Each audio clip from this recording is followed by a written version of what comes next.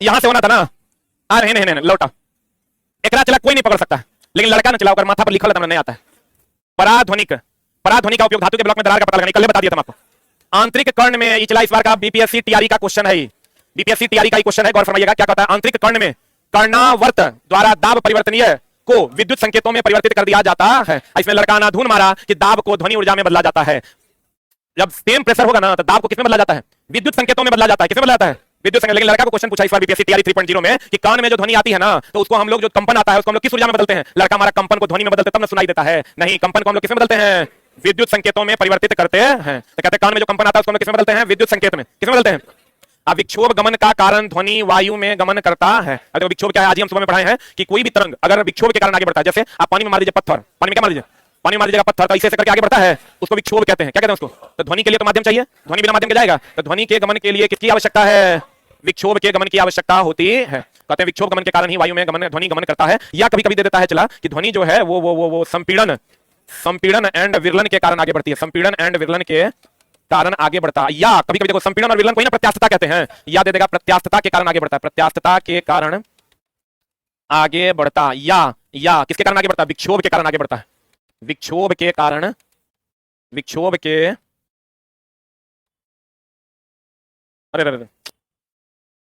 लिख लो, ध्वनि क्या लिखा? प्रत्यास्थता के कारण आगे बढ़ता है, संपीड़न और विरलन के कारण आगे बढ़ता है, या किसके कारण? विक्षोभ के कारण, या दाब के कारण आगे बढ़ता है।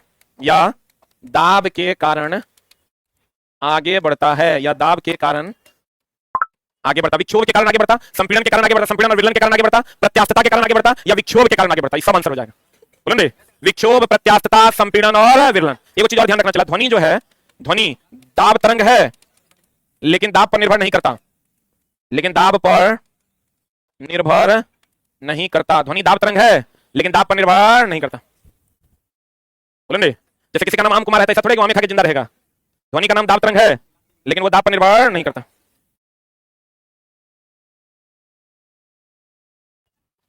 ध्वनि का नाम दाब तरंग है लेकिन दाब पर निर्भर नहीं करता। अगला लाइन, कुछ प्रकार के कैंसर, देखो चला सभी कैंसर का अनुवांशिक है कि नहीं? अनुवांशिक है, लेकिन सभी प्रकार के ना, कुछ प्रकार के कैंसर अनुवांशिक और असामान्यताओं के कारण होता है। जैसे आप देखिएगा किसी के दादाजी को कैंसर था तो उसके पिताजी को हो जाता है, पिताजी को कैंसर था तो उसके बेटा को हो जाता है। कुछ जगहों पर देखा गया है कि कैंसर अनुवांशिकता का एक उदाहरण बनता है, लेकिन सभी नहीं, कुछ प्रकार के कैंसर। तो आपको कहेगा कथन निष्कर्ष में बताइए क्या कैंसर अनुवांशिक है? तो ये स्टेटमेंट गलत है। लेकिन अगर कहेगा कुछ प्रकार के कैंसर अनुवांशिक है तो कहेंगे ये सही है। कैंसर जो होता है चला कार्सिनोजेनिक बैक्टीरिया के कारण होता है। कार्सिनोजेनिक जीवाणु के कारण होता है। किसके कारण होता है चला? कार्सिनोजेनिक जीवाणु के कारण होता है। ये कोशिकाओं में असामान्य विभाजन के कारण होता है। कोशिका में और सामान्य विभाजन के कारण होता है। हम लोग चला जब क्वेश्चन आता है ना कि विटामिन B12 का नाम क्या है? साइनोकोबालामिन। कोबाल्ट से क्या निकलता है? क्या गामा किरण, जिससे हम लोग कैंसर का क्या करते हैं? उपचार। इस बार बीपीएससी टीआरई 3.0 में भी क्वेश्चन पूछा था।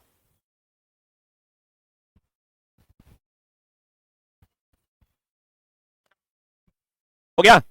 कार्सिनोजेनिक जीवाणु के कारण, कोशिकाओं में और सामान्य विभाजन के कारण कैंसर होता है। और सभी प्रकार के कैंसर अनुवांशिक नहीं है, कुछ प्रकार के कैंसर अनुवांशिक है। कहता वायरस से भी क्वेश्चन बीपीएससी टीआरई 3.0 का है। लड़का जीवाणु फीवाणु कुछ मार दिया।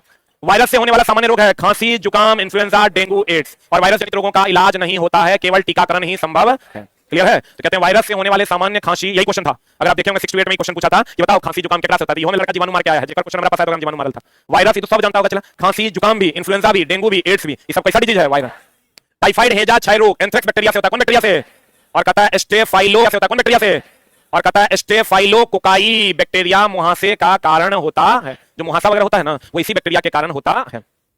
प्रोटोजोआ, ट्रेपिनोसोमा निद्रालु रोग का क्या है? कारक है। ये भी क्वेश्चन मिला होगा। ट्रेपिनोसोमा जो है ये कौन बीमारी है? नींद की बीमारी। ये भी मिला होगा तो एनसीईआरटी में। लिस्मेनिया किसका कारक है? काला। क्योंकि चला क्वेश्चन है एनसीईआरटी में, हम अपनी किताब में डायरेक्ट लाइन दे रहे हैं, तब एनसीईआरटी से लड़ेगा।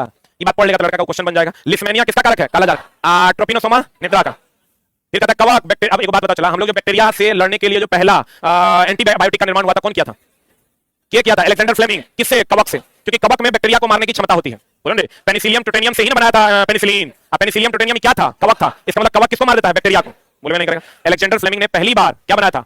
बैक्टीरिया एंटीबायोटिक का खोज किया था। बोलेंगे एंटीबायोटिक का खोज किया था, तो किससे बनाया था ये दवा? कवक से। इसका मतलब कवक का बैक्टीरिया को क्या करता है? मार देता। देखो कहता है कवक बैक्टीरिया के कोशिका भित्ति बनाने की क्षमता को क्या कर देता है? अब देखो बैक्टीरिया कोशिका भित्ति बनाएगा तब ना चिपकेगा, चिपकेगा तब ना उसका प्रजनन होगा। तो कहते हैं उसकी क्षमता को ही खत्म कर देता है। इसलिए इसका उपयोग क्या बनाने में? एंटीबायोटिक। अगर आप कवक का उपयोग एंटीबायोटिक का उपयोग करते हैं, उसमें कवक होता है, वो क्या करता है? बैक्टीरिया के चिपकने की क्षमता को क्या करता है? खत्म कर, जिससे वो भी क्या हो जाता है? खत्म हो जाता है। कहते हैं विषाणु में ऐसा कोई पदार्थ या गुण नहीं होता है जिससे इसका एंटीबायोटिक बनाया जा सके। तो एंटीबायोटिक किसका बनता है? आपको कहेगा एंटीबायोटिक किसका बनता है? एंटीबायोटिक जो बनता है चला किसका बनता है? एंटीबायोटिक कवक का बनता है। किसका बनता है? क्यों बनता है? ये तो सब याद कर ले रहता है चला कि एंटीबायोटिक का खोज कौन किया? Alexander Fleming. एंटीबायोटिक का खोज कौन किया? Alexander Fleming. एंटीबायोटिक का खोज कौन किया? Alexander Fleming. लेकिन एंटीबायोटिक का खोज अलेक्जेंडर फ्लेमिंग किया था कहां से किया था? कवक से। कहां से किया था? कवक से। क्यों? क्योंकि कवक का काम है बैक्टीरिया जीवाणु की कोशिका भित्ति को क्या कर देना? अलग कर देना। जब अलग कर देगा तो अपने आप क्या हो जाएगा? नष्ट हो जाएगा। विषाणु में ऐसा कोई गुण नहीं है, इसलिए एंटीबायोटिक विषाणु से नहीं बनाया जा सकता है। अब विषाणु जनित रोगों का चला उपचार क्यों नहीं है? क्योंकि इसमें म्यूटेशन होता है, तुरंत तुरंत बदलता है, इसलिए इसका उपचार संभव नहीं है। तो कहते हैं विषाणु एक ऐसा में ऐसा कोई पदार्थ नहीं है जिससे एंटीबायोटिक बनाया जा सके। एंटीबायोटिक बनता किससे है? कवक से। किससे बनता है? नई कोशिका बनने के प्रक्रम को क्या कहते हैं? शोध कहते हैं। नई कोशिका के बनने के प्रक्रम को क्या कहते हैं? शोध। हेपेटाइटिस के ही कुछ वायरस से पीलिया होता है, तो पहले पीलिया होता है, धीरे धीरे वही क्या बन जाता है? हेपेटाइटिस। बार बार पीलिया होगा, जॉन्डिस होगा, धीरे धीरे आपको क्या हो जाएगा? हेपेटाइटिस। क्या हो जाएगा? हेपेटाइटिस। फिर धीरे धीरे लीवर आपका खराब होना शुरू हो जाए, जैसा कि आर कैंसर का हुआ। हेपेटाइटिस और हैजा किससे? दूषित जल से। शुक्र तथा मंगल ग्रहों में के वायुमंडल में कितना % कार्बन डाइऑक्साइड है? आप चला तुमको 95% वहां कार्बन डाइऑक्साइड है, यहाँ तो 78% तुम्हारा नाइट्रोजन है ना? 21% क्या है? ऑक्सीजन, जब हम ले रहे हैं। कार्बन डाइऑक्साइड हम ले नहीं सकते, उसको कौन ले सकता है? पौधा। इसलिए शुक्र और मंगल पर रहना मुश्किल होता होगा। 95 से 97% वहां क्या है? Carbon dioxide. बहुत से समुद्री जीव जल में घुले कार्बोनेट को अपना क्या बना लेते हैं? कवच। चला देखो, जल में घुले कार्बोनेट का जितना भी समुद्री जीव है उसका जो कवच होता है, लेकिन समुद्री जीव का कवच, समुद्री जीव का कवच बना होता है किससे? कैल्शियम कार्बोनेट से। लगभग समुद्री जीव का जो कवच होता है किससे बना होता है? हेलो हेलो, देखो ये सब क्या पड़ेगा? शुभम जी मैसेज कर रहे हैं, कोई मेरी गर्लफ्रेंड बनेगी? देख रहे हैं चला, और चला हो जाएगा। ये सब देख के तुम सीखो। हम जब फ्लॉप मूवी होता है देखने जाते हैं या टाइम निकाल के देखते हैं, तब हमको एहसास होता है कि साली बेवकूफ सब जो कुछ कर सकता था हम तो पढ़ा तो कम से कम सकते करते हैं। मतलब महाफ्लॉप, कभी कोई ऐसा मूवी देखना जो महाफ्लॉप सरल है, हम लोग 100 करोड़ लगा दिया। अच्छा, मतलब ये है कि लोग बहुत ज्यादा तेज धरती पर है। तुम सिनेमा देखने बैठो तो लग जाएगा, बढ़िया डायलॉग भी हम लिख सकते थे, बढ़िया सिनेमा भी हम राइट कर सकते थे, बहुत सुंदर सुंदर कहानियां बढ़िया तू लिख सकता है। इसका मतलब ये चला टैलेंटेड लोग बहुत कम है, मेहनत कर लो तो तुम्हारा काम हो जाएगा। क्योंकि दुनिया में आप लोग गर्लफ्रेंड खोज रहा है यूट्यूब पे, तुम समझ रहा है कितना होशियार है, कितना होशियार है लोग। गर्लफ्रेंड वहां मिलता है। समुद्री जीव का कवच किसका बना होता है? कैल्शियम कार्बोनेट का। किसका बना होता है? और अब पता चला बहुत सारे समुद्री जीव जो है वो जल में घुले कार्बोनेट, कौन? कार्बोनेट से अपना क्या बना लेते हैं? कवच बना। या आपको कहेगा जैसे आप देखिए घोंघा, सितवा, इस सब का कवच किसका बनाता है? Calcium carbonate. किसका बनाता है? अंडे का बाहरी आवरण कैल्शियम कार्बोनेट। किसका? वायु, उष्मा तथा विद्युत दोनों का क्या है? कुचालक। अभी हमेशा ध्यान रखना चाहिए, अब्रक है, अभी तुरंत पढ़ाए हैं उसमें इलेक्ट्रिशियन वाले क्लास में। ये उष्मा का सूचालक है, उष्मा का सूचालक, विद्युत का, उष्मा का सूचालक, विद्युत का कुचालक है। अब बाकी अगर तुमको देगा पोर्सिलीन दे देगा, पोर्सिलीन दे देगा, पोर्सिलीन दे देगा, या चीनी मिट्टी दे देगा, चीनी मिट्टी दे देगा, ये उष्मा और विद्युत दोनों का क्या है? उष्मा और विद्युत का क्या है रे? कुचालक है। जल्दी लिख, कौन? कुचालक। पोर्सिलीन और चीनी मिट्टी उष्मा और विद्युत दोनों का क्या है? कुचालक। अब्रक उष्मा का सूचालक है, विद्युत का कुचालक। वायु उष्मा और विद्युत दोनों का क्या है? कुचालक।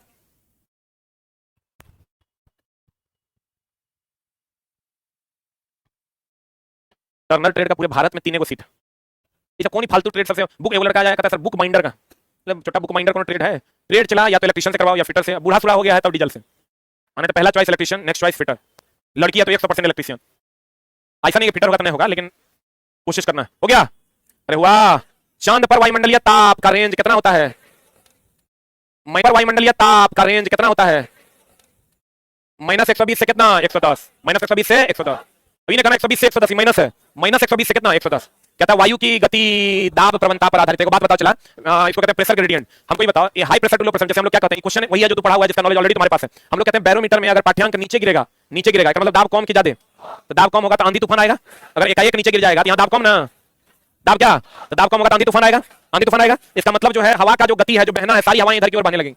हवा का जो बहना है वो दाब पर निर्भर करता है। अगर यहाँ पर प्रेशर लो हो जाएगा, एक्जैक्ट लो हो जाएगा, तो यहाँ बहुत तेजी से हवा बहेगी। इसका मतलब हवा का बहना जो है दाब पर निर्भर करता है। बोलवे नहीं करेगा। और हवा का बहना किस पर निर्भर करता है? उसी को हम लोग दाब प्रवणता अगर समझ रहे हैं, दाब प्रवणता dp/dx होता है। तो दाब प्रवणता हम ये कह सकते हैं कि वायु की गति किस पर निर्भर करता है? किस पर निर्भर करता है? दाब प्रवणता पर निर्भर करता है। दाब प्रवणता का मतलब यहाँ स्लोप से भी है। प्रवणता का मतलब प्रेशर का स्लोप जिधर होगा उधर वायु की गति हो जाएगी। यहाँ लिख लो प्रवणता, प्रवणता ग्रेडियंट भी बोलते हैं इसको, और इसको भाषा में अगर कहें तो क्या कहते हैं? स्लोप या ग्रेडियंट कहते हैं। इसका मतलब अगर दाब एक वायु की गति एक जगह से दूसरी जगह होगी तो किसके कारण होगी? दाब प्रवणता के कारण होती है। पता लाइकेन एसओटी की उपस्थिति में वृद्धि नहीं करता। लाइकेन किससे अभिक्रिया करता है? हम बताए तो चला, लाइकेन जो होता है शैवाल, लाइकेन जो है ये शैवाल प्लस कवक का मिश्रण है। लाइकेन CO2 से अभिक्रिया करके अपना रंग क्या कर लेता है? अभिक्रिया कर रंग बदल लेता है, रंग बदल लेता है। CO2 से अभिक्रिया करके क्या बदल लेता है? रंग बदल लेता है। और यह SO2 की उपस्थिति में वृद्धि नहीं करता। ये तो सबको पता होगा। लाइकेन को प्रदूषण सूचक कहते हैं। लाइकेन को क्या कहते हैं? प्रदूषण सूचक। लेकिन भैया लाइकेन किसकी उपस्थिति में वृद्धि नहीं करता? SO2 की उपस्थिति में यह वृद्धि नहीं करता है। ठीक। नाइट्रोजन स्थिरीकरण की प्रक्रिया किसकी उपस्थिति में संभव है? किसकी उपस्थिति में? O2 की उपस्थिति में संभव नहीं है। देखो चला, नाइट्रोजन स्थिरीकरण 2 प्रकार का होता है। नाइट्रोजन स्थिरीकरण कितने प्रकार का? 2 प्रकार का। एक होता है राइजोबियम द्वारा, किसके द्वारा? एक होता है एजेटोबैक्टर द्वारा, एक होता है एजेटो वेक्टर द्वारा, एक होता है राइजोबियम द्वारा, एक किसके द्वारा होता है? एजेटो वेक्टर द्वारा। राइजोबियम द्वारा कहां होता है? दलहनी पौधे की गांठ में। एजेटो वेक्टर द्वारा कहां होता है? मिट्टी में। मिट्टी में नाइट्रोजन का स्थिरीकरण किसके द्वारा होता है? एजेटो वेक्टर के द्वारा। बताओ चला, नाइट्रोजन स्थिरीकरण की प्रक्रिया ऑक्सीजन की उपस्थिति में संभव नहीं होता है, इसका मतलब ये हुआ दलहनी पौधों की गांठ में ऑक्सीजन रहता है क्या? मिट्टी के अंदर भी ऑक्सीजन की कमी होती है, तो इसलिए ज्यादा जो ऑक्सीजन नाइट्रोजन का स्थिरीकरण होता है वो कहां होता है? राइजोबियम, यानी दलहनी पौधों के गांठ। अगर कहेगा किसमें ज्यादा होता है नाइट्रोजन स्थिरीकरण? राइजोबियम, क्योंकि यहां लगभग ऑक्सीजन अनुपस्थित होता है। जैसे एजेटो वेक्टर मिट्टी है तो मिट्टी में थोड़ा बहुत ऑक्सीजन रहता है। आप बैठिए सर, काहे खड़े हैं? अरे जगह तो बैठेंगे, बेचारे मथुरा से आए हैं, बैठने दो रे, थोड़ा थोड़ा किसको बैठ जाएंगे। आप आज तो जाने वाले थे ना, आज रुकना है। कितने बजे ट्रेन है? 10:15 बजे। खाना खाए? बैठिए। अरे बैठने दो यार, इतना तो कम से कम कहता है एक बिहारी सब पर भारी ना, कम से कम बैठने के लिए इतना देर से खड़ा है, ये कोई ने बोला कि हाँ दोस्त आ जाओ तो हमरे पे बैठ जाओ, तनी हम बगल हो जाते हैं। कितना बड़ा छोटमल है इसे। ये लड़का चला मथुरा से आया है, कृष्ण की नगरी से, और ये पता नहीं क्यों आया, क्या क्यों आए थे आप? मिलने आए थे? आज तरीके यूट्यूब पे देखिए रहते हैं कि आ गए। ये लोग ने मेरा वैल्यू नहीं देता है। लोग देखो बेचारे 2 साल 3 साल रेलवे की तैयारी कर रहे हैं और लगे पड़े हैं, बीच में 4-5 साल का शायद आपका गैप हो गया था, ये ना बता रहे थे 5 साल का, उसके बाद भी फिर पढ़ना शुरू किया और लगातार 2-2.5 साल से पढ़ रहे हैं। अब तुम लोग को घर में हम मिलते हैं, हटो ना, हम जाने लगे हमरे का हटो बगल पगला सकते। नाइट्रोजन का स्थिरीकरण दो प्रकार का है, राइजोबियम आएगा क्या? एजेटो वेक्टर। एजेटो वेक्टर के द्वारा नाइट्रोजन का स्थिरीकरण कहां? मिट्टी में। राइजोबियम के द्वारा दलहनी पर। तो चला एक चीज और ध्यान रखना, कंपोस्ट खाद जो बनता है वो भी ऑक्सीजन की अनुपस्थिति में या अपर्याप्त ऑक्सीजन में ही बनता है। बोलो ये ध्यान रखना, कंपोस्ट का जो निर्माण होता है, कंपोस्ट खाद की उर्वरक, कंपोस्ट खाद का निर्माण होता है ऑक्सीजन की अनुपस्थिति में। लेकिन हम लोग क्या करते हैं, घर तौर पर ऐसे ही गोबर रख देते हैं, कहते हैं वो लोग गोबर के खाद, जबकि गोबर के खाद नहीं हुआ, चलो सही तरीके से डिकम्पोज नहीं हो पाता है, तो पानी वानी खेत में लगेगा, सब बह जाएगा, क्योंकि यूजे में नहीं आ पाएगा, इसलिए उसको गड्ढा खून के तब अगर सड़ाना चाहिए। गांव घर में सब काम करोगे, लोग कहेगा ढेर काबिल है रे, गोबर है वगैरह डाल देना है। खाद हम बोले तो चला, होता है खाद, ये क्या होता है? उर्वरक। खाद और उर्वरक के बारे में चला क्वेश्चन मिलेगा तुमको। खाद जो है ये हो गया गोबर, या यूं कहे कंपोस्ट। गोबर या क्या हो गया? कंपोस्ट। और ये उर्वरक हो गया डीएपी, यूरिया। अब चला खाली एक और एक एडवांटेज है कि सस्ता है, सस्ता है, और दूसरा जल संचय क्षमता ज्यादा होता है। जल संचय क्षमता क्या होता है? जल संचय क्षमता, जल संचय क्षमता अधिक होता है। अब बाद बाकी सब जो है कर क्या है गड़बड़। ये चला क्या होता है? महंगा। जल संचय क्षमता इसकी क्या होती है? कम, इसलिए पहले पानी डालेंगे तब उर्वरक डालेंगे। बोलो ने ऐसे संतुलित या असंतुलित? ये संतुलित, आई असंतुलित। एक होगा संतुलित और एक क्या होगा? असंतुलित। संतुलित पोषण किसमें मिलेगा? उर्वरक में। और संतुलित पोषण किसमें मिलेगा? खाद में।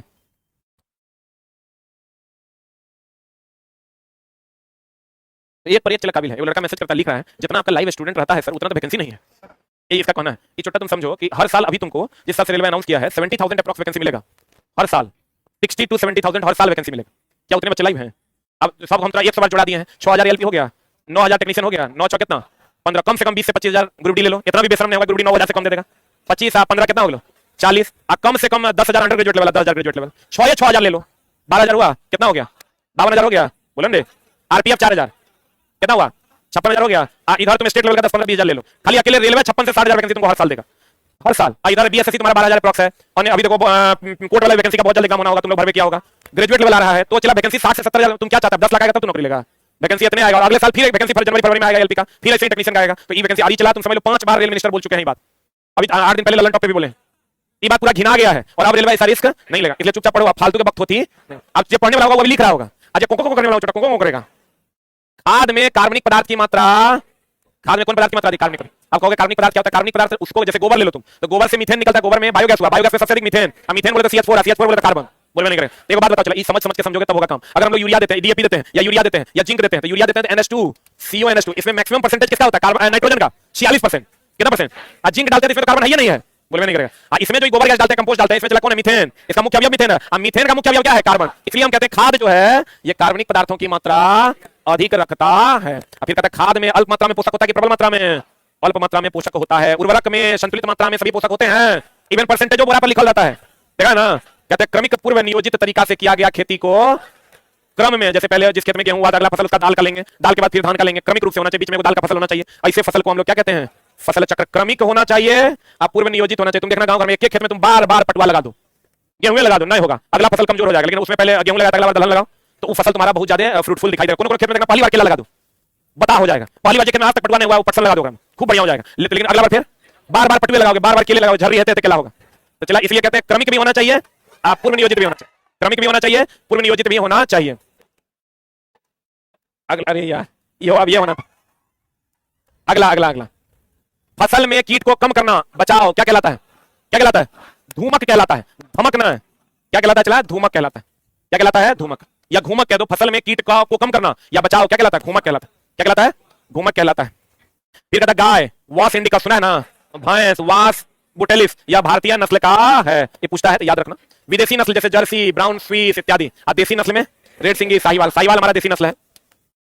पता ऑयस्टर का संवर्धन पालन मोतियों को प्राप्त करने के लिए किया जाता है। जैसे हम लोग चला कहते हैं ना कि ये आइसोप्रीन से जो है हम लोग क्या लेते हैं, रबर। आइसोप्रीन से क्या लेते हैं, आइसोप्रीन से क्या लेते हैं, रबर। जो हम बोले थे हैविया ब्राजिलियंसिस एक पेड़ होता है, उसके लेटेक्स से हम लोग जो है रबर प्राप्त करते हैं, जो आइसोप्रीन का बहुलक है। किसका बहुलक है? तो ये कहता है चला हम लोग जो मोती प्राप्त करते हैं वो किससे प्राप्त करते हैं? ऑयस्टर से। किससे प्राप्त करते हैं? ये ध्यान रखना, मोती को प्राप्त करने के लिए मोती का जो मुख्य अवयव है वो कैल्शियम कार्बोनेट है। मोती का मुख्य अवयव क्या है? कैल्शियम कार्बोनेट है। मोती का मुख्य अवयव कैल्शियम कार्बोनेट। अंडे के कवच का मुख्य अवयव कैल्शियम कार्बोनेट। उसके बाद चला मेरीकल्चर। कौन कल्चर? मोरीकल्चर। मोरीकल्चर जैसे हम लोग क्या कहते हैं, चला रेशम के कीट का पालन क्या? सेरीकल्चर। लेकिन चला समझोगे सहतूत पर रेशम कीट पालन को क्या कहते हैं? मोरीकल्चर। एक मिनट, हम चला वो लाइन तुमको पढ़ाने के लिए क्लास रखे हैं जो लाइन में तुमको दिक्कत होगा या जो क्वेश्चन पूछेगा तुमको आउट ऑफ सिलेबस पूछ दिया। जैसे सेरीकल्चर को नहीं जानते हैं, सब जानता है सेरीकल्चर मधुमक्खी। मधुमक्खी पालन क्या? एपीकल्चर। बोलो ने एपीकल्चर ना। यहां क्वेश्चन रेशम कीट का पालन सेरीकल्चर, लेकिन अगर सहतूत पर रेशम कीट का पालन मोरीकल्चर। सही है। किस पर रेशम कीट का पालन? सहतूत। सहतूत पर रेशम कीट का पालन मोरीकल्चर। खाली कह देगा रेशम का कीट का पालन कौन कल्चर? ये हो जाएगा सेरीकल्चर। कौन कल्चर चला? इस सब लाइन जब चला बुक में जाएगा तब एनसीईआरटी कंप्लीट सॉल्व हो जाएगा। मोरीकल्चर रेशम कीट का पालन क्या? सेरीकल्चर। रेशम कीट का पालन क्या? सेरीकल्चर। और सहतूत पर रेशम कीट का पालन मोरीकल्चर। सहतूत पर रेशम कीट का पालन क्या?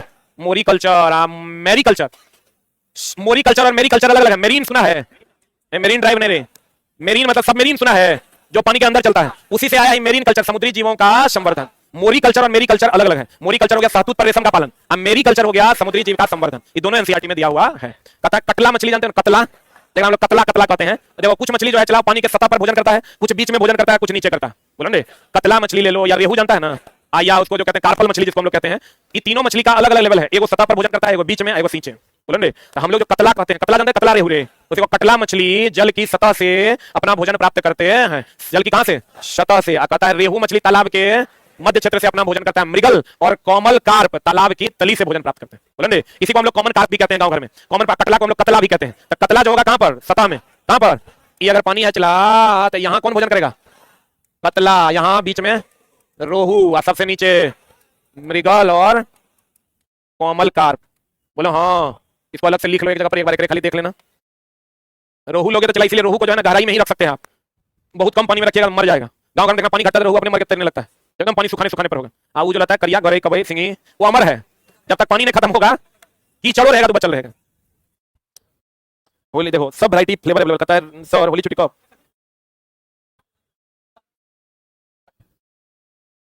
ये लड़का लिखता है सर घर परिवार सब रिश्तेदार पूरी तरह से छोड़ दिए हैं, कोई भी चाह कर समझे बात नहीं कर सकता, ना हमको देख सकता, और हमको 2024 में जॉब लेना जरूरी है। मैथ रीजनिंग 80% कंप्लीट है, बहुत टेंशन में है, साइंस कैसे होगा? कोई बात नहीं, होगा, बढ़िया ना हो जाएगा। अब देखो कतला कहां पर चला? ऊपर में। बीच में कौन? रोहू। नीचे कौन?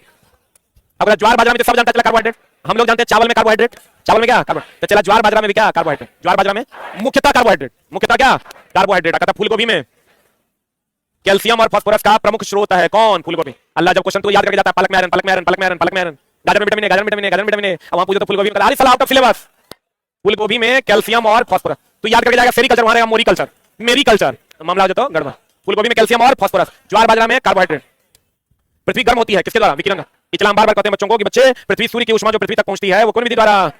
विकिरण द्वारा। लेकिन अगर यहां आकर वायु को गर्म करेगा संवहन द्वारा। इसको हम चला किताब में एक जगह लिख दिए हैं, विकिरण द्वारा सूर्य की ऊष्मा पृथ्वी तक आती है, लेकिन यहां आकर वायुमंडल को गर्म करती है संवहन द्वारा। ये क्लियर है ना? बोलो ना रे। कहते हैं पृथ्वी गर्म होता है। अब चला यहां एक मिनट, पृथ्वी जो गर्म होता है उसका भी फिर अगली तो मामला अलग है। ये वो मामला जो एनसीईआरटी का डायरेक्ट क्वेश्चन है वो ये है कि जो पृथ्वी का वायुमंडल गर्म होता है, पृथ्वी का जो वायुमंडल गर्म होता है, पृथ्वी का सतह है, ये पृथ्वी का सतह है, और यहां है पानी। कितना परसेंट में पानी है? 71% में। तो चला सूर्य की ऊष्मा यहां भी ऐसे आती है, लौट के जाती है, वायुमंडल गर्म करती है। बोलो हाँ, आई पानी पर भी जो ऊष्मा आती है ये भी लौट कर जाती है, तो वायुमंडल क्या करती है? गर्म करती है। आपको कहेगा बताओ वायुमंडल क्यों गर्म होती है? पृथ्वी के सतह के से ऊष्मा का परिवर्तन से, या पानी के सतह से ऊष्मा के परिवर्तन से, या दोनों के सतह से ऊष्मा के परिवर्तन? What is the answer? तो चला ये तो एनसीईआरटी का वन लाइनर है, हम वन लाइनर लिखें, सवाल है। सवाल कहता है कि पृथ्वी गर्म होता है विकिरण द्वारा, तथा वायुमंडल गर्म होता है पृथ्वी तथा पानी द्वारा परावर्तित विकिरण से संवहन द्वारा। रुक रुक लाइन थोड़ा ठीक करते हैं। पृथ्वी पर गर्मी आती है, पृथ्वी पर गर्मी आती है किसके द्वारा? विकिरण।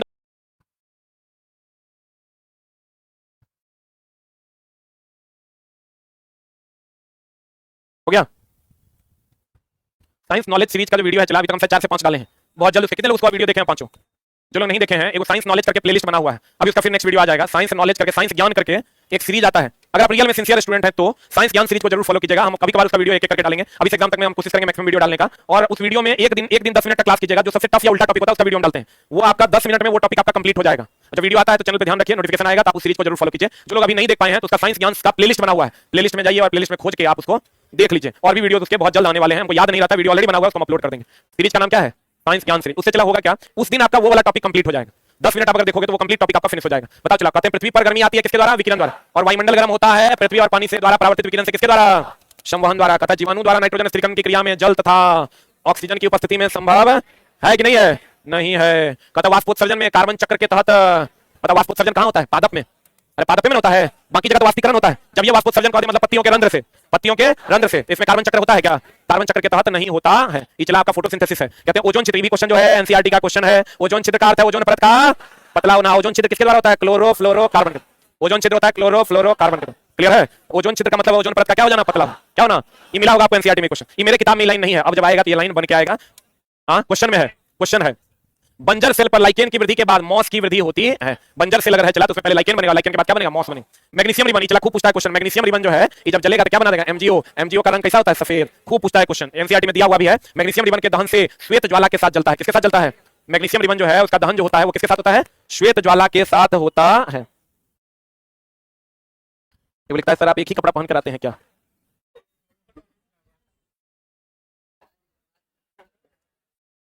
बाप रे बाप, इन्हें देखो न चला, मैग्नीशियम रिबन ऑक्सीजन से भी क्रिया करेगा, एमजीओ बनाएगा।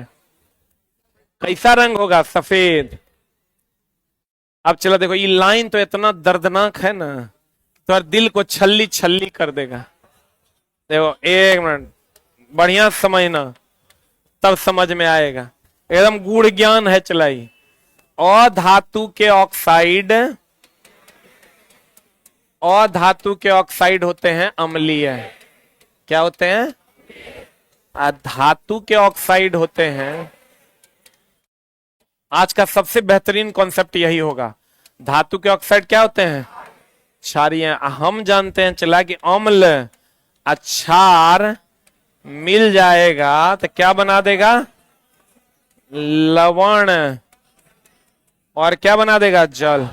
अम्ल क्षार अगर मिल जाएगा तो लवण और क्या बनाएगा? जल। रुक रुक रुक रुक रुक, बताओ, अम्ल के जगह पर हम अधातु के ऑक्साइड लिख दें, क्या दिक्कत है? अधातु के ऑक्साइड है, यहां क्षार बोले तो किसके ऑक्साइड? धातु के ऑक्साइड। धातु के ऑक्साइड तो क्या बना देगा ये? लवण प्लस जल। बोलवे नहीं करेगा। रुक जा रुक जा। अधातु के ऑक्साइड होते हैं कैसे? अम्लीय। हम बार बार कहते हैं भैया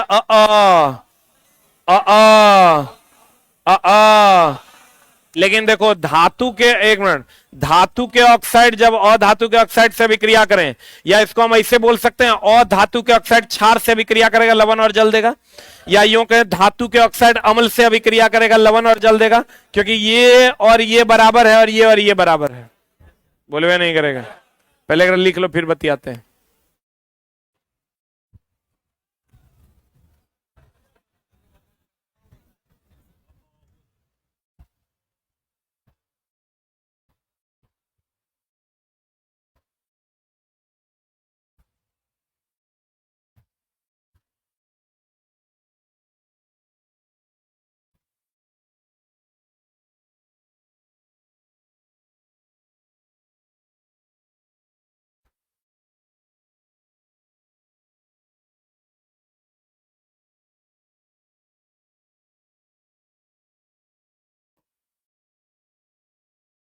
हो गया?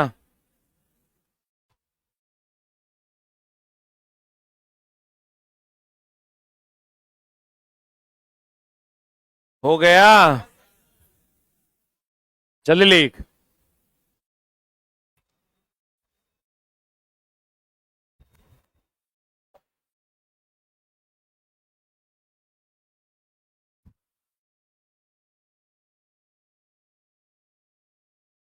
अरे हो गया? अभी लाइन पढ़िए। आज चला एगो चीज ध्यान रखिएगा। हो गया ना? ई हमको पता है कि धातु के ऑक्साइड और अम्ल अभिक्रिया करेगा तो लवण और जल बनाएगा। लेकिन अगर धातु क्षार से अभिक्रिया किया, हाँ, धातु अम्ल से या क्षार से, लो ना अम्ल ले लेते हैं, अम्ल से अभिक्रिया किया तो ये बना देगा लवण, प्लस जल नहीं बनाएगा, हाइड्रोजन गैस देगा। धातु के ऑक्साइड और धातु में अंतर है, देखो चला, अल्युमिनियम धातु है, Al2O3 धातु के ऑक्साइड हैं, बोलवे नहीं करेगा। अल्युमिनियम क्या है? धातु, और Al2O3 धातु के ऑक्साइड हैं। बढ़े,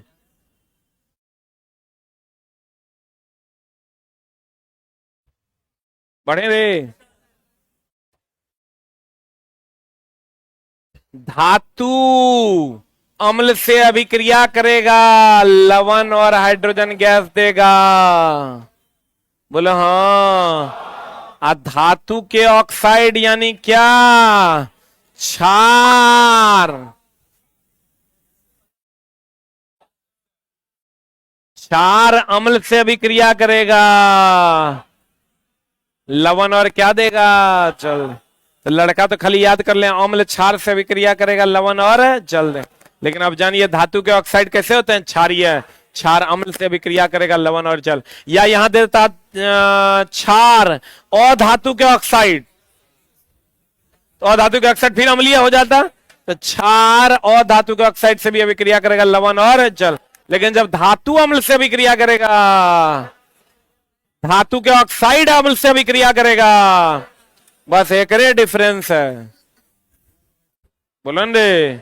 चला पते नहीं चलता कि रिजल्ट हमारा हो का ही नहीं रहा है, घर जाता है बाद में पता चलता अरे साला हाइड्रोजन जल हो गलो, एक नंबर से ना होलो। कैल्शियम ऑक्साइड नाम तो सुनी होगी, चूना दे देना, सल्फ्यूरिक एसिड तीव्रतम अभिक्रिया करेगा और उष्मा क्षेपी अभिक्रिया करेगा। हम बार बार कहते हैं चूना और कौन? सल्फ्यूरिक एसिड तीव्रतम अभिक्रिया करता है। कैसा अभिक्रिया करता है? तो कहता है कैल्शियम ऑक्साइड जल के साथ, कैल्शियम ऑक्साइड नहीं चला, सल्फ्यूरिक एसिड भी, कौन?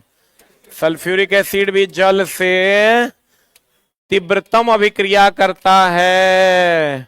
प्रचंड ना इस सब जो है चला कम प्रचंड अभिक्रिया करता है। प्रचंड का मतलब चला बहुत ज्यादा हो जाता है। प्रचंड लावा वगैरह जो फूटता है ना, यो एनसीईआरटी में सवाल है कि जब सल्फ्यूरिक अम्ल जल से अभिक्रिया करता है तो प्रचंड करता है कि कम प्रचंड करता है? क्या होगा आंसर? कम प्रचंड। तीव्रता से अभिक्रिया करता है लेकिन प्रचंड नहीं करता है। क्या करता है?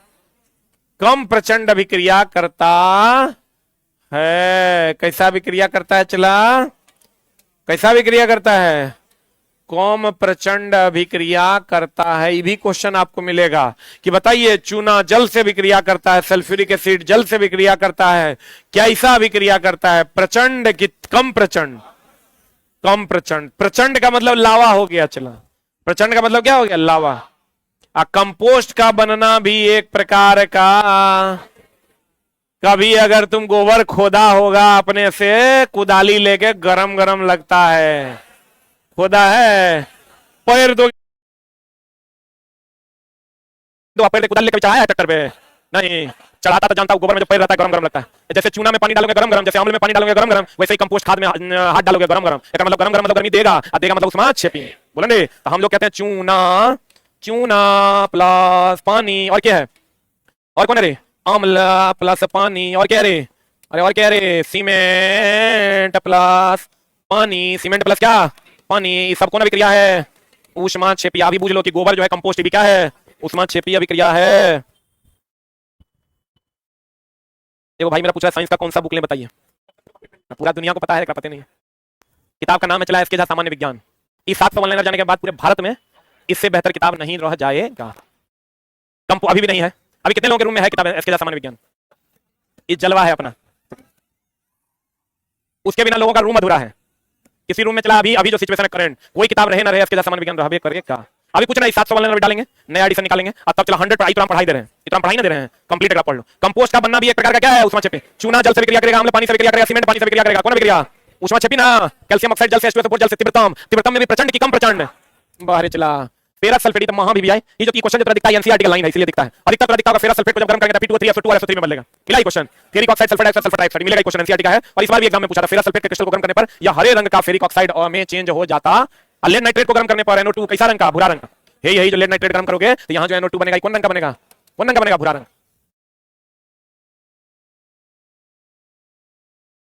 जितना एनसीईआरटी में उतने पूछा है ग्रुप डी में। रेलवे में जाएगा रिएक्शन एनसीईआरटी में देल है उतने रिएक्शन 10th तक में उतने रिएक्शन पूछा। ये सब रिएक्शन कैसा रंग है इसका? भूरा। सूर्य के प्रकाश में श्वेत रंग कौन रंग? भूसर रंग का हो जाता है। सिल्वर क्लोराइड कौन रंग का हो जाता है? भूसर रंग का, मतलब मटमैला टाइप का हो जाता है।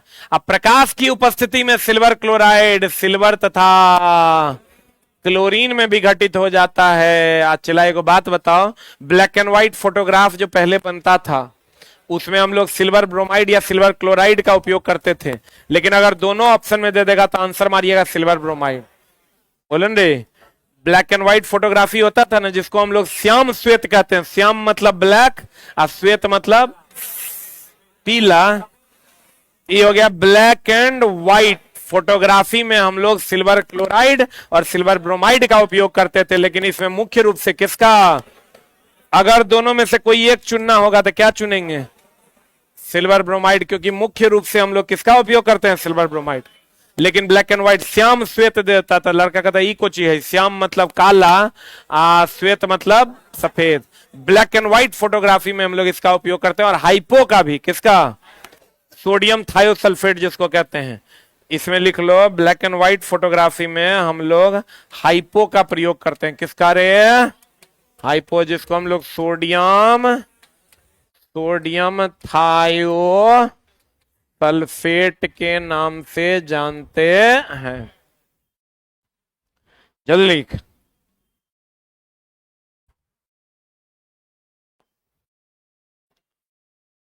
जिसको हम लोग चला सिल्वर क्लोराइड और सिल्वर ब्रोमाइड का उपयोग श्याम श्वेत फोटोग्राफ में होता है तथा इसमें मुख्य रूप से किसका उपयोग होता है? सिल्वर ब्रोमाइड का। अगर कहेगा फोटोग्राफी में हम लोग किसका उपयोग करते हैं? हाइपो। हाइपो को ही हम लोग क्या कहते हैं? Sodium thiosulphate. सोडियम थायोसल्फेट हो गया। गति और द्रव्यमान का अध्ययन क्या कहलाता है? काइनेमेटिक्स। गति और द्रव्यमान का अध्ययन क्या कहलाता है? काइनेमेटिक्स। जब गति का भी अध्ययन करेंगे और द्रव्यमान का भी। क्या कहते हैं? आयनों का आदान प्रदान, द्विविस्थापन ना। जैसे चला अगर हम लोग रिएक्शन लेते हैं Na2SO4 या H2CuSO4 ले लो, H2S क्या ले लो, HCl ले लो, ये बना देगा CuCl2 प्लस H2SO4। इसमें क्या होता है चला, ये Cu2 प्लस में टूटता है, ये SO4 डबल माइनस में टूटता है, ये H प्लस में टूटता है, Cl माइनस में टूटता है, ये Cl माइनस यहां आ जाता है प्लस पर, ये SO4 माइनस चला जाता है H प्लस पर। बोलबे नहीं करेगा। तो द्विविस्थापन अभिक्रिया में आयनों का क्या होता है? आदान प्रदान। आदान प्रदान को हम लोग विनिमय भी कहते हैं। आदान प्रदान को हम लोग क्या कहते हैं? विनिमय भी कहते हैं। और हमेशा ध्यान रखना द्विविस्थापन अभिक्रिया अवक्षेपण अभिक्रिया का भी एक उदाहरण है। जितना भी अवक्षेपण अभिक्रिया है, जितना भी कौन अभिक्रिया है? अवक्षेपण अभिक्रिया है, वो कौन अभिक्रिया है? द्विविस्थापन। और इसमें आयनों का क्या होता है? आदान प्रदान। आदान प्रदान को ही हम लोग विनिमय भी कहते हैं। आदान प्रदान को ही हम लोग क्या कहते हैं चला? विनिमय भी कहते हैं, इंटरचेंज करना कहते हैं, इंटरचेंजेबिलिटी कहलाती है।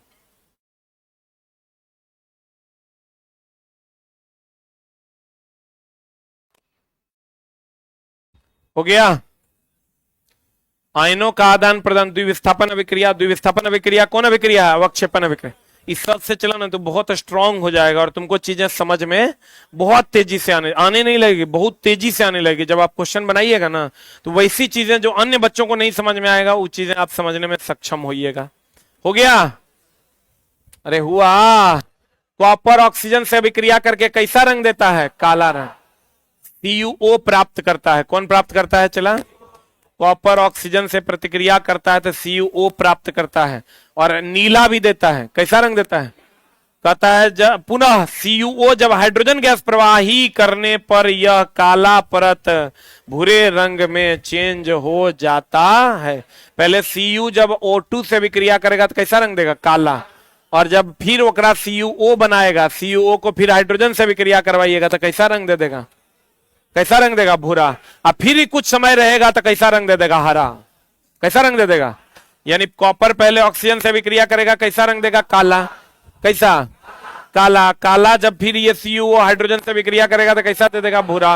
अब भूरा फिर कुछ समय रहेगा तो क्या दे देगा? हरा। ई चला इस बार का बिहार दरोगा का क्वेश्चन है। और यह अभिक्रिया कैसी होती है? प्रत्यावर्ती। प्रत्यावर्ती मतलब रिवर्सिबल। प्रत्यावर्ती मतलब रिवर्सिबल। देख लो, CuO जब हाइड्रोजन से विक्रिया करेगा Cu प्लस H2O देगा। और ये अभिक्रिया जो चला है ये रेडॉक्स अभिक्रिया। रेडॉक्स अभिक्रिया उसे कहते हैं जिसमें ऑक्सीकरण अवकरण दोनों हो, जिसमें ऑक्सीकरण भी हो एंड कौन हो? अवकरण भी हो। अब बोलो ऑक्सीकरण अवकरण, ऑक्सीजन में ऑक्सीजन का जुटना ऑक्सीकरण, ऑक्सीजन का हटना अवकरण। ये पता है ना चला? ऑक्सीकरण किसको कहते हैं और अवकरण किसको कहते हैं? इसमें ऑक्सीजन जुटता है, हाइड्रोजन हटता है। इसमें ऑक्सीजन हटता है, हाइड्रोजन जुटता है। बढ़िया से देखो क्या ये दोनों क्रियाएं हो रही है। ये देखो चला, यहां से ऑक्सीजन हट रहा है कि जुट रहा है? यहाँ ऑक्सीजन हट रहा है और यहाँ ऑक्सीजन जुट रहा है। तो ऑक्सीजन हट रहा है तो अवकरण, ऑक्सीजन जुट रहा है तो ऑक्सीकरण। ऑक्सीजन जुट रहा है ऑक्सीकरण, ऑक्सीजन हट रहा है अवकरण। ऑक्सीकरण अवकरण दोनों हो जाएगा तो उसको रेडॉक्स। रेडॉक्स है कि नहीं है? एनसीईआरटी में ही रिएक्शन दिया हुआ है। अरे समझा मेरा बात? जैसे चला ऑक्सीजन जुड़ना ऑक्सीकरण, ऑक्सीजन का हटना अवकरण। इसमें तुम देखो ऑक्सीजन हट भी रहा है और ऑक्सीजन जुट भी रहा है। इसका मतलब ऑक्सीकरण अवकरण दोनों ना है। ऑक्सीकरण अवकरण दोनों है तो कौन रिएक्शन है? रेडॉक्स। कौन रिएक्शन है? कौन रिएक्शन है? रेडॉक्स अभिक्रिया का एक उदाहरण है। क्लियर है? बोलो रे। आज की कार्रवाई यही था। एक मिनट होल्ड डाउन। कल की कक्षा